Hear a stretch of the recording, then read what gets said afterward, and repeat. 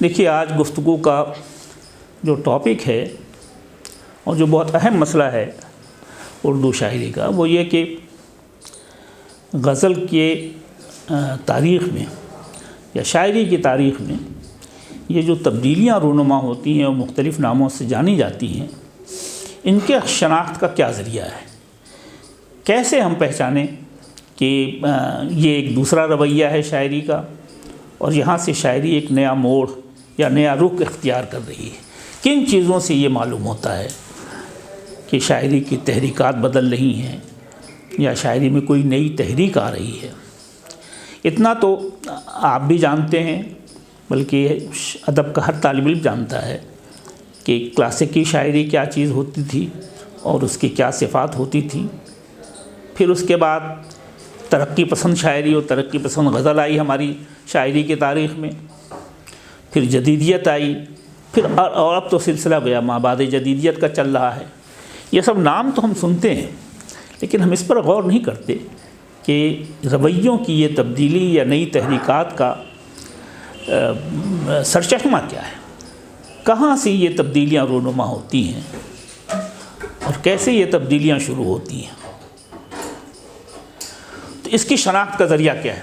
کیسے آپ سمجھیں گے کہ یہ گیا ترقی پسند شاعری ہے، یہ جدید شاعری ہے، یہ مابعد جدید شاعری ہے اور یہ کلاسیکی شاعری تھی؟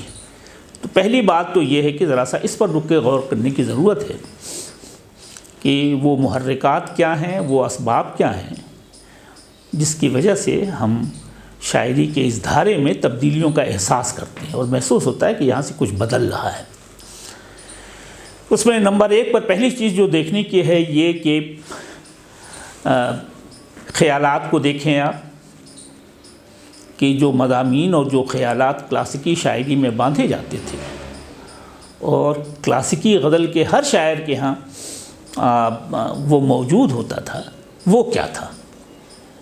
پھر آپ یہ دیکھیے کہ وہ خیالات کچھ تبدیل بھی ہو رہے ہیں یا نہیں تبدیل ہو رہے ہیں۔ خیالات اور مضامین کی تبدیلی جو ہے یہ دیکھنے کی چیز ہے کہ جدید غزل میں یا ترقی پسند غزل میں خیالات کس حد تک اور کیا کیا تبدیل ہوا ہے۔ خیالات کی تبدیلی کا بھی ایک سرچشمہ ہوتا ہے، جیسے رویوں کی تبدیلی آپ کیسے شناخت کریں گے؟ میں نے آپ سے عرض کیا کہ پہلی چیز تو آپ یہ دیکھیے کہ مضامین اور خیالات پہ غور کیجئے کہ شاعری کے جو مضامین تھے کلاسیکی غزل کے، وہی مضامین ترقی پسندی میں باندھے جا رہے ہیں، وہی مضامین جدید غزل میں باندھے جا رہے ہیں یا مابعد جدید غزل میں باندھے جا رہے ہیں، یا کوئی تبدیلی آ رہی ہے؟ یہاں سے آپ اس مسئلے کو شروع کیجئے۔ اور یہ تبدیلیاں رونما کیسے ہوتی ہیں؟ دیکھیے، جیسے انسانوں کی ایک عمر ہوتی ہے نا، اور ایک عمر کے بعد انسان جو ہے وہ بچپن میں ہوتا ہے، پھر جوانی میں آتا ہے، پھر بوڑھا ہوتا ہے، ایسی خیالات کی بھی ایک عمر ہوتی ہے۔ کوئی مضمون یا کوئی خیال باندھا جا رہا ہے، مستقل باندھا جا رہا ہے، بہت زمانے تک بنتا رہا ہے، تو اب ان خیالات میں وہ کشش باقی نہیں رہ جاتی۔ اسی لیے آپ کہتے ہیں کہ یہ چبائے ہوئے نوالے ہیں یا فرسودہ خیالات ہیں، مبتذل ہیں، پیش پا افتادہ ہیں، اتنی بار باندھے جا چکے ہیں کہ یہ اپنی ندرت اور اپنی ترفگی کھو چکے ہیں۔ اس وقت ضرورت محسوس ہوتی ہے کہ ان خیالات کو بدلنا چاہیے، ان خیالات میں تبدیلی ہونی چاہیے، ورنہ جو شاعری کی بنیادی صفت ہے کہ وہ آپ میں ایک طرح کے جذبے کے آپ کو تحریک دیتا ہے، آپ میں روحانی سطح پر یا باطنی سطح پر یا ذہنی سطح پر ایک نئے پن کا، ندرت کا اور دلکشی کا احساس کراتا ہے، وہ ختم ہو جائے گا۔ تو جس طریقے سے انسانوں کی عمر ہوتی ہے، ویسی خیالات کی بھی عمر ہوتی ہے، افکار کی بھی ایک عمر ہوتی ہے، اور اس کے بعد لفظوں کی بھی ایک عمر ہوتی ہے۔ الفاظ بھی پرانے ہو جاتے ہیں، بوڑھے ہو جاتے ہیں، ان پہ کہولت طاری ہو جاتی ہے، پھر وہ چل نہیں پاتے۔ شروع میں جیسے آپ پر جو اثر مرتب کرتے تھے الفاظ، کچھ دنوں کے بعد وہ الفاظ آپ پر اب اثر مرتب نہیں کریں گے۔ مثال کے لیے میں 2 باتیں آپ سے عرض کروں۔ پہلی بات تو یہ کہ مثلا میر صاحب نے جب معشوق کے ہونٹوں کو یا معشوق کی آنکھوں کو ایک خاص تشبیہ کے ذریعے بیان کیا اور یہ کہا کہ نازکی اس کے لب کی کیا کہیے، پنکھڑی ایک گلاب کی سی ہے، اور میر ان بعض آنکھوں میں ساری مستی شراب کی سی ہے، تو ظاہر ہے کہ اس میں ایک کیفیت تھی اور میر صاحب کی اچھے شعروں میں سمجھا گیا۔ لیکن اتنی بار آنکھوں کی مستی کا ذکر ہوا، آنکھوں کے پیمانے کا ذکر ہوا اتنی بار کہ پھر اس میں دلکشی پھر اس میں دلکشی ختم ہو گئی۔ اب آنکھوں کے لیے بار بار یہ کہنا کہ ان میں بہت مستی ہے اور شراب ہے اور شراب کے پیمانے ہیں، اب اس میں دلچسپی نہیں رہی۔ تو جب شاعر یہ دیکھتا ہے کہ کسی خیال میں دلچسپی کم ہو گئی ہے یا اس کی کشش جاتی رہی ہے، تو پھر وہ دوسرے طریقے استعمال کرتا ہے۔ اس کے لیے میں آپ کو 2 مثالیں دیتا ہوں تاکہ یہ بات آپ کے ذہن میں صاف ہو جائے کہ یہ کیسے تبدیل ہوتا ہے۔ مثلا میں نے آپ کو میر کا شعر سنایا کہ میر ان نیم باز آنکھوں میں ساری مستی شراب کی سی ہے۔ اب آنکھوں کے لیے بہت سے شعر، 20 شعر استعمال کیے گئے ہیں، 20 طرح کی باتیں کہی گئی ہیں، اور اسی مجبوری میں کہی گئی ہیں کہ اب وہ آنکھوں کے لیے مستی، جام، شراب، پیمانہ یہ بہت پرانا ہو چکا، یہ اپنی گویا فطری عمر کو پہنچ چکا ہے، اب ان میں وہ کشش باقی نہیں رہی۔ عرفان صدیقی دیکھیے نیا شاعر ہے، وہ آنکھوں کی کیفیت کو کس طریقے سے بیان کرتا ہے۔ ایک طرف تو میر صاحب کا یہ شعر رکھیے آپ اپنے سامنے، میر ان نیم باز آنکھوں میں ساری مستی شراب کی سی ہے۔ حالانکہ اس میں بھی گفتگو کی بہت گنجائش ہے کہ شراب کی مستی کہنے کے بجائے شراب کی سی جو مستی اس نے کہا ہے، تو سی سے معنی میں کیا اضافہ ہو رہا ہے، سی سے معنی میں کیا کیفیت بڑھ رہی ہے، اس پر بھی گفتگو کی ضرورت ہے۔ لیکن بہرحال موٹے طور پہ یہ آپ سمجھیں کہ اس نے آنکھوں کی مستی کو شراب کی مستی سے ملا دیا۔ اب عرفان صدیقی نیا شاعر ہے، وہ دیکھیے کیا کہتا ہے آنکھوں کے لیے۔ جس طرف دیکھ لیں دنیا تہو بالا کرتے ہیں، ایسی آنکھوں کو تو بیمار نہیں مانتا میں۔ یہاں بھی اس نے آنکھ کی تعریف کی ہے اور معنی میں کئی چیزیں شامل کر دی ہیں۔ ایک تو بیماری کا لفظ شامل کیا اس نے، جو میر صاحب کے یہاں نہیں ہے، اس لیے کہ روایت میں ہمارے یہاں معشوق کی آنکھوں کو چشمے بیمار کہا جاتا ہے، بیمار کی آنکھیں۔ اب وہ کیوں کہا جاتا ہے اس کے بھی اسباب ہیں، اس میں ہم جائیں گے تو بات بہت پھیل جائے گی۔ یہ کہہ رہا ہوں کہ وہ یہ کہنا چاہتا ہے کہ وہ جس طرف آنکھیں نظر اٹھا کے دیکھتا ہے اس طرف دنیا تہو بالا ہو جاتی ہے، لوگوں میں ایک ہیجان اور ایک طوفان کی کیفیت پیدا ہو جاتی ہے، اور لوگ مرے پڑتے ہیں، جان دے دیتے ہیں اس کی آنکھوں کے سامنے۔ یہ بھی آنکھوں کی تعریف کا بیان ہو رہا ہے، آنکھوں کے حسن کا بیان ہو رہا ہے، لیکن وہ اس طرح سے نہیں بیان ہو رہا کیونکہ آنکھوں میں کوئی مستی ہے جو شراب کی سی ہے۔ تو یہ جو تبدیلی آتی ہے، یا دیکھیے بانی کا ایک شعر میں آپ کو سناؤں، وہ بہت اچھا ہے۔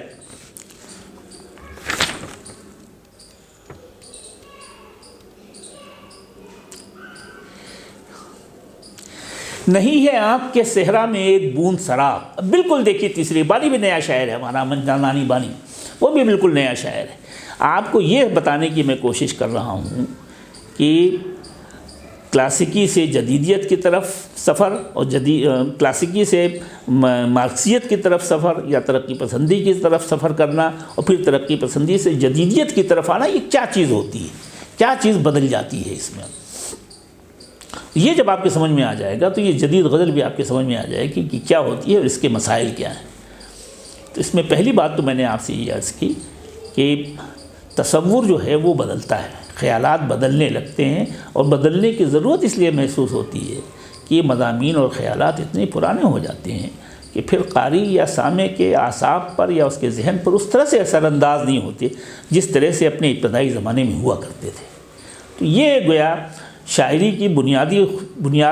کا بنیادی تقاضا یہ ہے کہ وہ آپ کے جذبات پر یا آپ کے احساس پر کسی نہ کسی طرح سے اثر انداز ہو، اور آپ میں گویا ایک تحریک پیدا کر دے، احساس کی سطح پر، جذبے کی سطح پر آپ ایک روحانی کیفیت یا ایک ذہنی کیفیت محسوس کرنے لگیں۔ خیالات جب پرانے ہو جاتے ہیں تو اس کی یہ صفت ختم ہو جاتی ہے، اس لیے نئے خیالات کی ضرورت پڑتی ہے۔ بدلتا کیسے ہے؟ بدلتا کن اسباب سے ہے؟ یہ بدلتا ہے طرز احساس کے بدلنے سے۔ اب یہ دیکھیے یہ بھی ایک لفظ ہے، اس کو بھی سمجھنے کی ضرورت ہے کہ طرز احساس کا بدلنا کیا ہوتا ہے۔ طرز احساس بڑا ایک خاص طرح کا تصور ہے اور بڑا مبہم لفظ ہے، بہت استعمال ہوتا ہے، ترقی پسندوں نے بھی بہت استعمال کیا اس لفظ کو کہ شاعری میں، ترقی پسند شاعری میں طرز احساس تبدیل ہو گیا ہے جو کلاسیکی شاعری میں نہیں تھا۔ تو کلاسیکی شاعری میں کیا طرز احساس تھا جو ترقی پسندی میں آ کے تبدیل ہو گیا ہے، اس کو آئیڈینٹیفائی کرنے کی۔ طرز احساس دراصل نام ہے کسی خارجی معروض یا کسی خارجی آبجیکٹ کے تئیں رد عمل کے تبدیل ہونے کا۔ ایک چیز کو دیکھ کر کے آپ اتنا خوش ہوتے ہیں کہ آپ کے منہ سے چیخ نکل جاتی ہے خوشی میں، کبھی حیرت میں پڑ جائیں گے آپ، کبھی آپ ششدر رہ جائیں گے، خاموش ہو جائیں گے، کبھی چیخنے لگیں گے، کبھی ناچنے لگیں گے خوشی میں، یہ سب ہوتا ہے۔ تو یہ جو آپ دیکھ رہے ہیں کہ آدمی ناچ رہا ہے، چیخ رہا ہے، خاموش ہو رہا ہے، حیرت زدہ ہو گیا ہے، یہ طرز احساس کی تبدیلی ہے۔ یہ سب کیوں ہو رہا ہے؟ اس لیے کہ احساس کا طریقہ بدل گیا ہے، طرز احساس تبدیل ہو گیا ہے۔ معروض ایک ہی ہے، بڑی خوبصورت چیز آپ نے دیکھی، بہت اچھی چیز دیکھی، تاج محل دیکھا آپ نے، تاج محل دیکھ کر کے آدمی کی آواز یا چیخ از خود نکل جاتی ہے، کوئی آدمی چپ ہو جاتا ہے، کوئی آدمی حیرت میں پڑ جاتا ہے، کسی آدمی کی آنکھیں پھٹی کی پھٹی رہ جاتی ہیں۔ معروض ایک ہی ہے تاج محل، لیکن رویے میں تبدیلی جو ہے اسی کو طرز احساس سے عبارت کرتے ہیں، اس کا نام دیتے ہیں کہ طرز احساس۔ ترقی پسندوں کا کہنا یہ تھا کہ ہمارا طرز احساس تبدیل ہو گیا ہے، کل تک جو چیزیں کلاسیکی شاعری میں پسندیدہ اور مستحسن سمجھی جاتی تھیں ترقی پسند شاعروں کے ہاں، اس میں بہت تبدیلی آ گئی۔ مزدور کو دیکھ کر کے کوئی خوش نہیں ہوتا تھا، مزدور کی کوئی تعریف نہیں کرتا تھا، سڑک پہ پتھر توڑنے والی عورت کے حسن کا بیان کوئی نہیں کرتا تھا، محلوں میں بیٹھی ہوئی، خوابگاہوں میں بیٹھی ہوئی، مخمور آنکھوں والی، نرم و نازک ہونٹوں والی عورتوں کی تحسین ہوتی تھی اور معشوق کی یہی صفات بیان ہوتی تھیں۔ ترقی پسندوں نے بالکل اس کی جمالیات تبدیل کر دی ہے، اس کی ایستھیٹکس تبدیل کر دی، اور ایستھیٹکس میں کیا تبدیل کر دیا؟ وہی طرز احساس تبدیل کر دیا۔ مزدور کسی خاتون مزدور کو دیکھ کر کے جو رد عمل پہلے ہوتا تھا، ترقی پسندوں نے اس کو تبدیل کر دیا۔ تو یہ طرز احساس کی تبدیلی جو ہے اس کے اسباب کیا ہوتے ہیں؟ اس کے 2-3 اسباب ہیں۔ پہلے تو یہی دیکھنا ہے، پہلی بات تو میں نے آپ کو یہ بتائی کہ پہلی چیز تو یہ دیکھنا ہے کہ یہ رویوں میں تبدیلی یا تحریکات میں تبدیلی کے اسباب کیا ہیں۔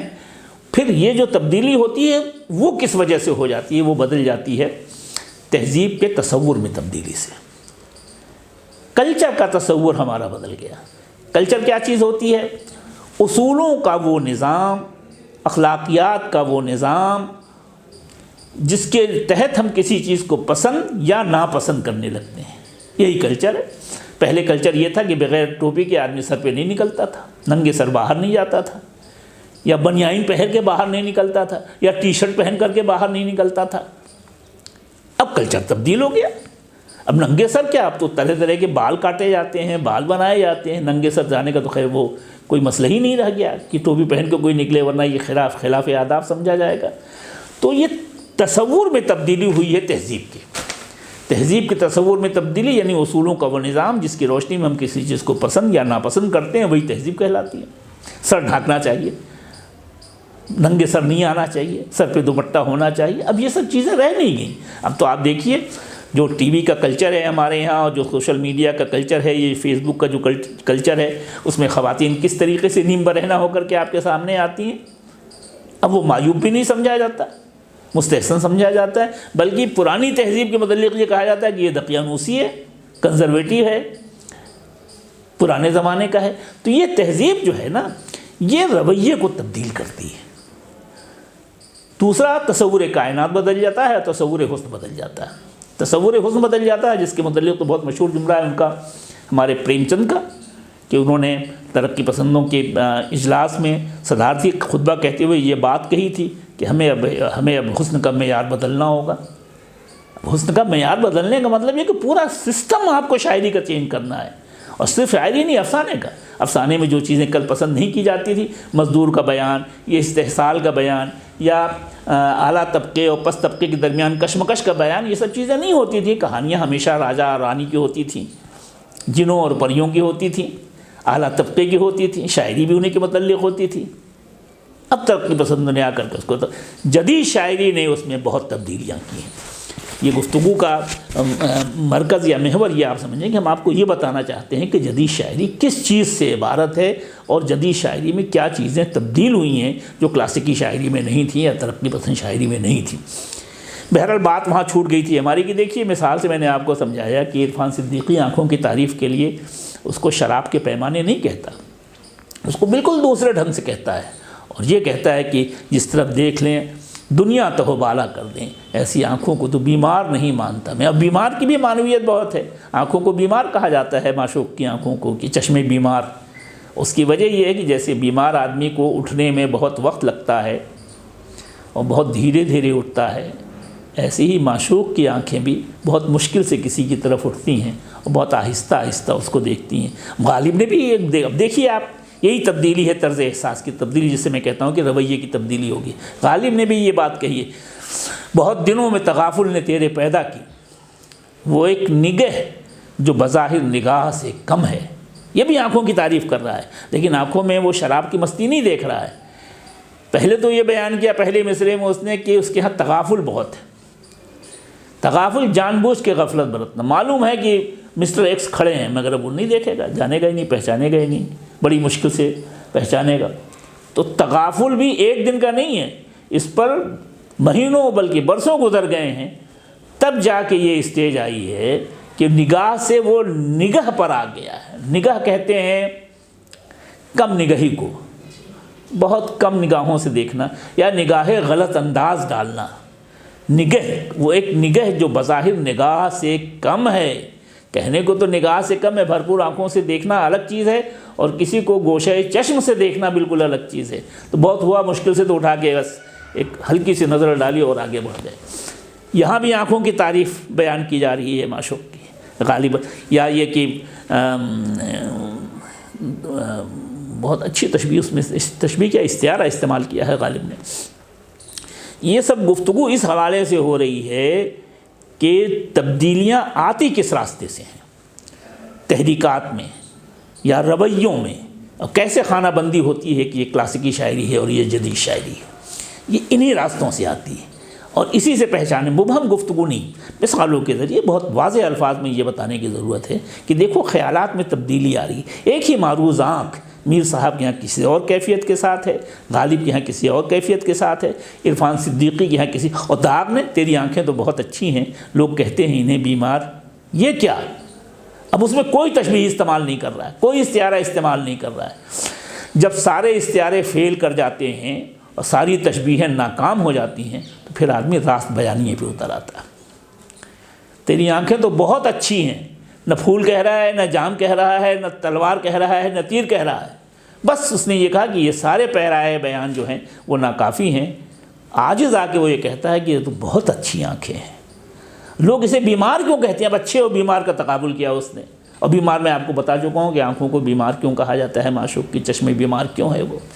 اور بہترین شعر بانی کا ہے، یہ دیکھیے کیا کہا ہے اس نے، کیا بات کہی ہے۔ بانی کا شعر دیکھیے، نہیں ہے آنکھ کے صحرا میں ایک بوند سراب، اب بہت الجھایا ہے اس نے، یہ شعر مل گیا۔ نہیں ہے آنکھ کے، اب دیکھیے یہ آنکھوں کا بیان ہو رہا ہے، یہیں سے تقسیم شروع ہوتی ہے۔ کلاسیکی شاعری میں آنکھوں کے تئیں کیا رویہ تھا، ترقی پسندی میں آنکھوں کے تئیں کیا رویہ تھا، اور جدید شاعر کو جب بیان کرنا ہوتا ہے محبوب کی آنکھیں یا معشوق کی آنکھیں تو وہ کس طرح سے بیان کرتا ہے۔ انہی چیزوں سے طے ہوا کہ یہ شعر جدید ہے، انہی چیزوں سے یہ طے ہوا کہ یہ شعر جدید شاعر کا ہونے کے باوجود کلاسیکی انداز کا ہے۔ غالب کے لیے اس لیے کہا جاتا ہے کہ ہمارا پہلا جدید شاعر ہے کہ وہیں سے ایک رویے میں تبدیلی کا احساس ہوتا ہے۔ نہیں ہے آنکھ کے صحرا میں ایک بوند سراب، اب آنکھوں کو وہ صحرا کہہ رہا ہے۔ صحرا کہتے ہیں جہاں بالو ہی بالو ہو، کوئی نشو و نما کی یا کوئی نمو کی یا سیرابی کی یا شادابی کی کوئی علامت موجود نہ، اسی کو تو صحرا کہتے ہیں، جس میں درخت نہیں اگتے، جس میں پودے نہیں اگتے، جس میں پتیاں ہری نہیں رہتی ہیں۔ تو وہ آنکھوں کو صحرا سے تشبیہ دے رہا ہے، آنکھیں اس کے صحرا کی طرح ہیں، لگتا نہیں کہ آنکھوں میں کوئی خوشی ہے یا کوئی مسرت ہے یا شادابی کا کوئی عنصر ہے اس کی آنکھوں میں۔ نہیں ہے آنکھ کے صحرا میں ایک بوند سراب، سراب کیا ہے؟ وہ بھی بالو ہے۔ سراب کہتے ہیں اس دھوکے کو جو دور سے لگتا تو ہے کہ پانی ہے، یعنی شادابی یا نمی کے کچھ اثرات تو ہیں، لیکن شاعر یہ کہہ رہا ہے کہ آنکھوں کے صحرا میں سراب کی ایک بوند بھی نہیں ہے، یعنی دھوکہ بھی نہیں ہے شادابی کا۔ سراب شادابی کا دھوکہ ہے کہ یہاں پانی ہے، جائیے تو پانی نہیں ملتا، یعنی دھوکے میں بھی ایسا آنکھیں ویران، ایسی آنکھیں چٹیل میدان، آنکھیں ایسی سراب ہو گئیں کہ اس پہ دھوکہ بھی نہیں ہو رہا ہے کہ یہاں کوئی شادابی یا نمی کی کیفیت ہے۔ نہیں ہے آنکھ کے صحرا میں ایک بوند سراب، مگر یہ رنگ بدلتا ہوا سب کچھ تو ہے، آنکھوں میں رنگ تو بدل رہا ہے، سراب تو نہیں ہے مگر آنکھیں بدل رہی ہیں، رنگ بدل رہا ہے۔ تو یہ دیکھیے نئے شاعر کا رویہ اور اس کے مضامین اور اس کے خیالات یکسر تبدیل ہوتے سے دکھائی دے رہے ہیں۔ اب آنکھوں میں وہی آپ سے میں نے عرض کیا کہ اب آنکھوں میں شراب یا جام یہ نہیں بیان ہو رہا ہے، اور اپنے آپ کو مختلف ظاہر کرنے یا مختلف دکھانے یا مختلف ہونے کے لیے اس کو خیالات بھی بدلنے پڑتے ہیں، اور خیالات ہوا میں پیدا نہیں ہوتے، خیالات پیدا ہوتے ہیں الفاظ سے۔ جب خیالات بدلیں گے تب الفاظ بھی تبدیل ہوں گے، اور الفاظ بہت بدل جاتے ہیں، بہت بدل جاتے ہیں، تو خیالات کی تبدیلی، الفاظ کی تبدیلی، تراکیب کی تبدیلی، یعنی جو مرکب اضافی اور مرکب توصیفی پہلے استعمال ہوتا تھا، یا تشبیہی ترکیبیں جو استعمال ہوتی تھیں، ان میں بھی بڑی تبدیلی ہو گئی ہے، جدید غزل میں بہت تبدیلی ہو گئی ہے۔ تو ان کے لیے الفاظ کا تبدیل ہونا ضروری ہے۔ کبھی ایسا نہیں ہوگا کہ خیال بدلیں اور الفاظ نہ بدلیں، یا الفاظ بدلیں اور خیالات نہ بدلیں۔ تو یہ چیزیں دیکھنے کی ہوتی ہیں جدید شاعری کی نشاندہی کے لیے، کہ خیالات اور مضامین میں کیا تبدیلی ہوئی ہے، الفاظ میں کیا تبدیلی ہوئی ہے، میٹافرز چینج ہوئے ہیں کہ نہیں چینج ہوئے ہیں۔ اور میٹافرز چینج ہوئے ہیں تو میں آپ کو بھی کچھ شعر سناؤں گا اس کے کہ کیسے تبدیل ہوئے ہیں کچھ جدید شاعروں کے، میٹافرز چینج ہوئے ہیں کہ نہیں چینج ہوئے ہیں، رویہ تبدیل ہوا ہے کہ نہیں۔ کل چیزیں جن سے وہ حیرت میں پڑ جاتا تھا، آج انہی چیزوں کو دیکھ کر کے وہ حیرت میں نہیں پڑتا۔ کل جو چیزیں دیکھ کر کے وہ بہت خوش ہوتا تھا، لیکن آج ان کو دیکھ کر کے وہ خوش نہیں ہوتا۔ دل فسردہ تو ہوا، دیکھیں یہ نئے شاعر کا شعر میں آپ کو سنا رہا ہوں، دل فسردہ تو ہوا دیکھ کے اس کو، لیکن عمر بھر کون جواں کون ہنسی رہتا ہے، مل ہی جائے گا کبھی۔ یہ شعر تو میں اکثر پڑھتا رہتا ہوں اپنے طالب علموں کے، مل ہی جائے گا کبھی دل کو یقین رہتا ہے، وہ اسی شہر کی گلیوں میں کہیں رہتا ہے۔ تو اب یہ جو ہے نا، یہ آپ دیکھ رہے ہیں معشوق کے لیے یہ رویہ نہ کلاسیکی شاعری میں تھا، نہ ترقی پسند شاعری میں تھا، بلکہ ترقی پسند شاعری کا تو معشوق ہی الگ ہے۔ وہاں تو مزدور ہے، کسان ہے، پتھر کوٹتی ہوئی عورت ہے، اس کے ہاتھ ہیں، اس کا پسینہ ہے، یہ سب چیزیں زیر بحث آتی ہیں، ان کو وہ استحسان کی اور پسندیدگی کی نظروں سے دیکھتا ہے۔ تو جدیدیت میں یہ چیزیں بہت اہم ہیں کہ آپ الفاظ پہ غور کریں، اور یہ دیکھیں کہ خیالات کتنے تبدیل ہوئے ہیں، اور یہ دیکھیں کہ تراکیب کون سی تبدیل ہوئی ہیں، میٹافرز کیا نئے آئے ہیں اور کیا نہیں آئے ہیں۔ اور اس سے بھی اہم بات یہ ہے، ان چیزوں سے بھی اہم بات یہ کہ یہ تبدیلیاں رونما کیوں ہو رہی ہیں، دو وجہوں سے۔ پہلی وجہ تو یہ ہے کہ یہ خیالات اور یہ الفاظ اتنے بوڑھے ہو گئے ہیں کہ ان کی کشش جاتی رہی ہے، ان میں وہ تیزی نہیں رہی ہے، ان میں وہ شارپنیس نہیں رہ گئی ان الفاظ میں، جب یہ ایجاد ہوئے تھے یا جب یہ استعمال ہوئے تھے شاعری میں۔ اور شروع میں جو کیفیت، جیسے بچے پہلے چھوٹے ہوتے ہیں، کم عمر ہوتے ہیں، پھر جوان ہوتے ہیں، پھر کہولت میں قدم رکھتے ہیں، پھر بوڑھے ہو جاتے ہیں، پھر مر جاتے ہیں، ایسے ہی بعض الفاظ مر جاتے ہیں۔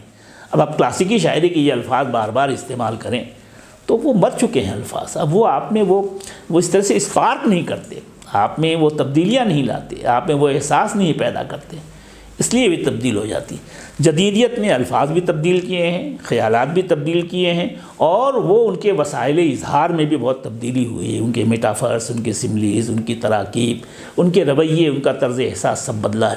اور سب سے بڑی بات جدیدیت کی جو میجر کنٹریبیوشن ہے جدیدیت کا، وہ یہ کہ یہاں اجتماعیت نہیں، یہ بہت خاص بات ہے جدید غزل کی، یعنی وہ اسٹاک رسپانسز کا شاعر نہیں ہے۔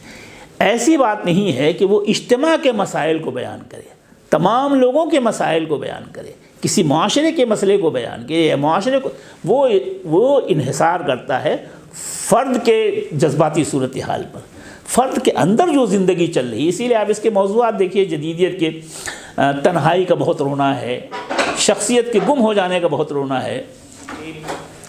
دیکھیے آنکھ ایک معروض ہے، ایک آبجیکٹ ہے، اس کے متعلق، یہ مثال کے لیے اس کے متعلق اگر آپ کلاسیکی شاعری میں دیکھ لیں کیا رویہ تھا شعراء کا، ترقی پسندوں نے آنکھ کے متعلق کچھ کہا ہے کہ نہیں کہا ہے، حالانکہ ان کے کنسرنس ہی دوسرے ہیں، ان کے سروکار ہی دوسرے ہیں، یا جدیدیت میں کیسے کہا گیا ہے، تو آپ کو یہ فرق محسوس ہو جائے گا اور معلوم ہو جائے گا کہ جدیدیت کن چیزوں سے عبارت ہے اور کیا چیزیں ہیں۔ میں اس بات کو کنکلوڈ کرتے ہوئے بس آپ کو سلیم احمد کا ایک شعر سناتا ہوں کہ دیکھیے آنکھوں کے تئیں جو رویہ ہے شاعر کا، جدید شاعر ہے، یہ نہ تو کلاسیکی رویہ ہے، نہ ترقی پسندانہ رویہ ہے، اور نہ غالب والا رویہ ہے۔ بات اس نے وہی کہی ہے، کہنا اس کو صرف اتنا ہے کہ معشوق کی آنکھیں بہت اچھی ہیں، لیکن کیسے اس نے یہ بات کہی ہے، بس یہی کیسے جو ہے نا، یہی جدیدیت کا نشان امتیاز ہے، اسی سے جدیدیت پہچانی جاتی ہے۔ شعر سن لیں آپ، پھر پھر اس کے بعد میں آخری بات آپ سے عرض کروں گا، حال دل کون سنائے اسے فرصت کس کو، حال دل کون سنائے اسے فرصت کس کو، سب کو اس آنکھ نے باتوں میں لگا رکھا ہے۔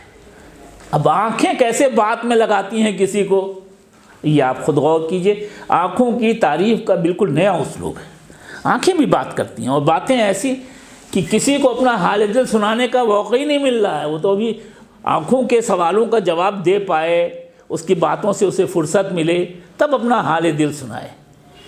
داغ نے بھی کہا، عرفان صدیقی کا شعر میں نے آپ کو سنایا، بانی کا شعر سنایا اور غالب کا شعر سنایا، سب نے آنکھ کے موضوع پہ شعر کہا ہے، معشوق کی آنکھوں کا بیان کیا ہے، لیکن سب کے رویے مختلف ہیں، اور اسی رویے کے اختلاف سے جدیدیت کا نقطۂ آغاز ہے، یہ سمجھیے۔ اور آخری بات اس سلسلے کی یہ ہے کہ جدیدیت کا امفیسس فرد کے ذاتی حالات سے ہے، انڈیویجول یہاں امپورٹنٹ ہے کہ انسان کی زندگی پر کیا تبدیلیاں آئیں انسان کی زندگی میں، اس کے باطنی احوال کیا ہیں۔ چنانچہ آپ جدیدیت کے موضوعات دیکھیے، کن موضوعات پہ ان لوگوں نے شعر کہے ہیں۔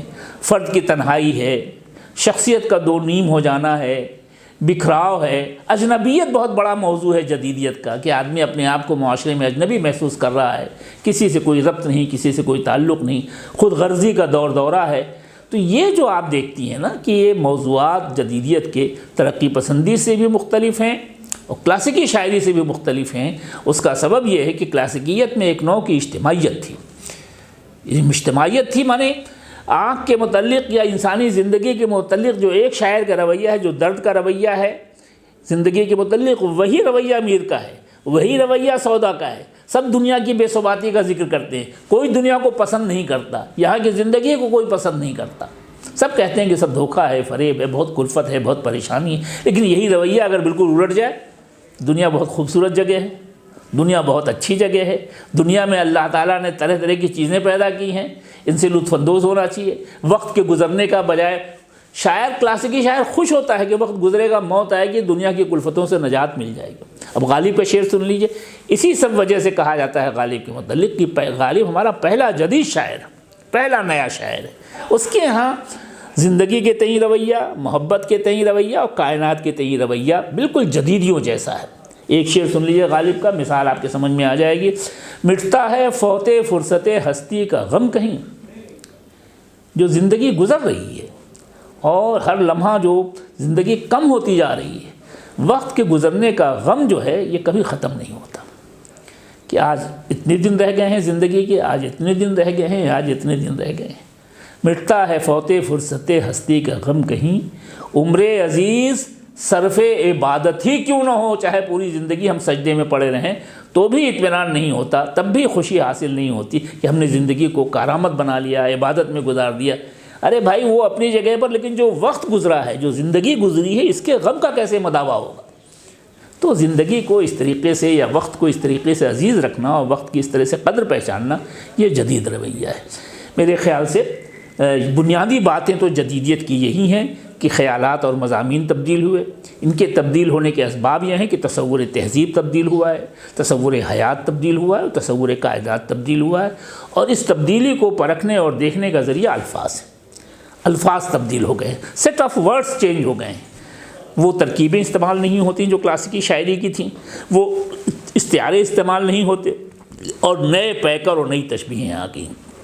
اور ان سب کا مجموعہ، ان سب پر ایک اصولی بات یہ کہ یہ سب تبدیلیاں اس لیے رونما ہوئیں کہ پچھلی شاعری میں معاشرے کو بہت اہمیت حاصل تھی، زندگی کو بہت اہمیت حاصل تھی، اور شاعری کو زندگی کا عکس، ادب کو زندگی کا عکس سمجھا جاتا تھا۔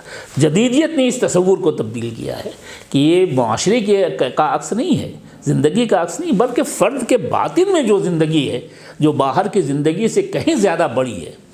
یہ فرد کی زندگی کے مسائل ہیں کہ فرد کس طریقے سے زندگی کو دیکھتا یا محبت کے تئیں اپنا رویہ اختیار کرتا ہے۔ تو محبت کا تصور تبدیل ہو گیا، شاعری تبدیل ہو گئی۔ کچھ شعر میں آپ کو سناتا ہوں اس تبدیلی، اور اس کے بعد کا ایک اسٹیپ یہ ہے کہ اب تو وہ دن آ گئے ہیں کہ لوگ جدیدیت سے بھی اپنے آپ کو الگ کر رہے ہیں اور کہہ رہے ہیں کہ اب جدید شاعری اسکار رفتہ ہو چکی، یا اس نے بھی اپنی عمر پوری کر لی۔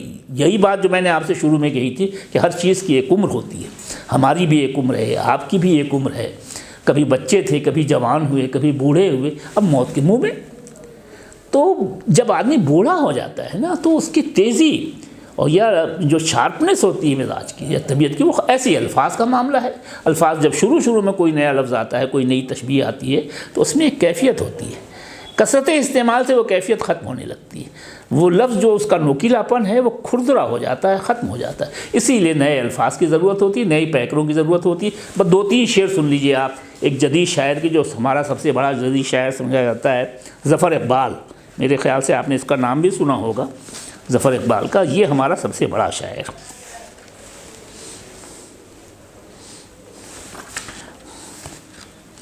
اب دیکھیے ظفر اقبال کے 2-3 شعر سن لیجئے۔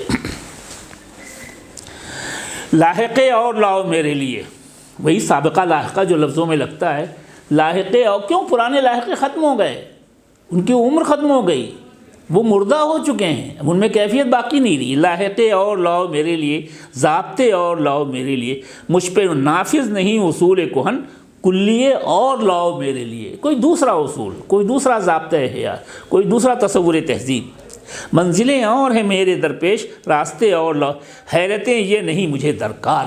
پچھلی شاعری میں یا کلاسیکی شاعری میں یا ترقی پسند شاعری میں جن چیزوں سے حیرت ہوتی تھی، اب وہ حیرتیں ہمارے کام کی نہیں رہیں۔ حیرتیں اور لاؤ میں، حیرتیں یہ نہیں مجھے درکار، آئینے اور لاؤ میرے لیے۔ اب دوسرے آئینے دیکھنا چاہتا ہوں۔ تو یہ جو تبدیلی کی خواہش ہے نا، یہ جدیدیت کا، دیکھیے، مرگ طبعی سے میرے دیر کے بیمار تھے لفظ بیمار پڑ گیا، اس کو پیلیا ہو گیا ہے اور طبعی موت مر رہے ہیں۔ سنیے، مرگ طبعی، یہ طبعی موت سے، مرگ طبعی سے مر گئے، دیر سے بیمار تھے لفظ۔ یہ کیسے لفظ مردہ ہو گیا؟ اب اسی کو کیسے دیکھیے نئے پیرا میں، لفظ بیمار تھے اور اپنی نیچرل موت مر گئے، ان کی عمر پوری ہو گئی، 70 برس کے ہو گئے، 60 برس کے ہو گئے۔ پھر کیا ہوا بھائی؟ اور پکڑا گیا میں صرف دوا دینے میں، میرے اوپر الزام یہ ہے کہ میں نے دوا دے کر کے ان کو زندہ کرنے، دوا دینے کا طریقہ یہ تھا کہ لفظ بدل دیے، الفاظ بدل دیے، ان کی دوسری ترکیبیں بنا دی۔ جن لفظوں کے ساتھ آنکھ آتا تھا اب ان لفظوں سے ہٹا کے کسی اور لفظ کے ساتھ ہم نے آنکھ کا استعمال کر دیا۔ تو یہی ان کا دوا دینا۔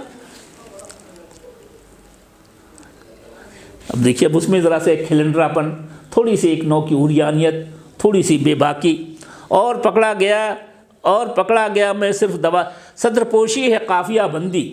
الفاظ جو قافیے میں آتے ہیں وہ شعر کی سطر پوشی کرتے ہیں، شعر کے سطر کو چھپاتے ہیں۔ ہاں ذرا کس کے باندھیے شلوار، ورنہ اگر قافیہ ڈھیلا رہ گیا تو شلوار کھل جائے گی، رسوائی اٹھانی پڑے گی۔ واہ! اور حال دل کون سنائے اسے، فرصت کس کو، سب کو اس ہاتھ میں۔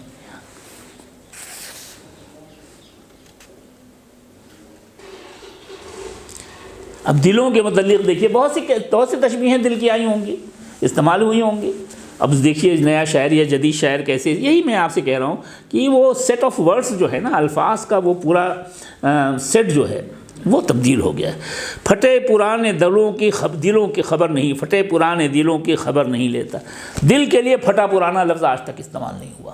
کلاسیکی شاعری میں کہیں ہو تو آپ مجھے بتا دیجئے کہ سودا نے دل کے لیے پھٹا پرانا کا لفظ، کپڑے پھٹے پرانے ہوتے ہیں۔ اب یہاں سے جو کپڑے کی صفت تھی اس کو نکال کے اس نے دل کے ساتھ لگایا، ایک نیا پیٹرن بنایا، ایک نیا سیٹ آف ورڈز بنائے۔ اب اس میں کیفیت پیدا ہو گئی نئے ہونے کی وجہ سے، اور معنی بھی کمیونیکیٹ ہو رہے ہیں۔ پھٹا پرانا دل مانے بہت بوسیدہ، بہت فرسودہ، بہت پامال۔ پھٹے پرانے دلوں کی خبر نہیں لیتا، اگرچہ جانتا ہے حاجت رفو ہے بہت۔ بدن کا سارا لہو کھنچ کے آ گیا رخ پر، وہ ایک بوسہ ہمیں دے کے سرخرو ہے بہت۔ اور یہ کہ یہی ہے بے سروپا بات کہنے کا موقع، پتہ چلے گا کسے شور چارسو ہے بہت۔ عرض یہ کرنا ہے کہ جدیدیت کی شناخت کے لیے آپ کو ٹیکسٹ پر کنسنٹریٹ کرنا چاہیے۔ وہ ٹیکسٹ جو آپ کے سامنے ہے، چاہے افسانہ ہو یا شاعری ہو یا غزل ہو، اس پر کنسنٹریٹ کیجئے اور ان الفاظ کو نکالیے، ان کی شناخت کیجئے جو یا تو نئے ہیں یا نئے سیاق و سبق۔ مثلا پھٹا پرانا، مثلا کوئی بہت نیا لفظ نہیں ہے، لیکن اس کو اس نے اپنے کانٹیکسٹ سے نکال کر کے دلوں کے لیے استعمال کر دیا ہے، تو اس میں ایک طرح کی ندرت، ایک طرح کا نیا پیدا ہو گیا ہے۔ جدیدیت کی شناخت کے لیے ٹیسٹ پہ کانسنٹریٹ کیجئے، اس میں لفظیات دیکھیے، ڈکشن کیا استعمال ہوا ہے، اور وسائل اظہار تدابیر کون سی استعمال ہوئی ہیں، تشبیہیں استعارے کون سے استعمال ہوئے ہیں، اور تیسری بات یہ کہ خیالات و مضامین میں کیا تبدیلی آئی ہے اور اس کے اسباب کیا ہیں اس کے پیچھے۔ تہذیب بدل گئی ہے، تہذیب کا تصور بدل گیا ہے، زندگی کے تئیں تصور بدل گیا ہے، یا محض تبدیلی کی خواہش ہے کہ بھائی بہت پرانا ہو گیا اس کو بدلنا چاہیے۔ تو یہ جتنی تحریکات ہیں، کیا جدیدیت، کیا ترقی پسندی، شناخت کا، اس کے امتیازات کا مسئلہ اس سے حل ہوگا کہ آپ ان الفاظ پہ غور کریں، الفاظ میں متن میں استعمال ہونے والی تشبیہوں استعاروں پہ غور کریں، ان میں جو تراکیب استعمال ہو رہی مرکب اضافی اور مرکب توصیفی ان کو دیکھیں، اور پھر یہ دیکھیں کہ ان میں جو خیالات و مضامین باندھے گئے ہیں کیا وہ کلاسیکی شاعری میں یا پرانی شاعری میں موجود تھی کہ نہیں تھی موجود تھی۔ اس طرح سے آپ کو ایک خاکہ مل جائے گا کہ جدیدیت کیا ہوتی ہے، جدید نظم کیا ہوتی ہے، جدید غزل کیا ہوتی ہے، کس طریقے سے یہ لوگ خیال کو ادا کرتے ہیں۔ محض کہی ہوئی باتیں اگر دہرائی جا رہی تو میرے خیال سے اس سے کوئی تبدیلی پیدا نہیں ہوگی۔ بہت شکریہ۔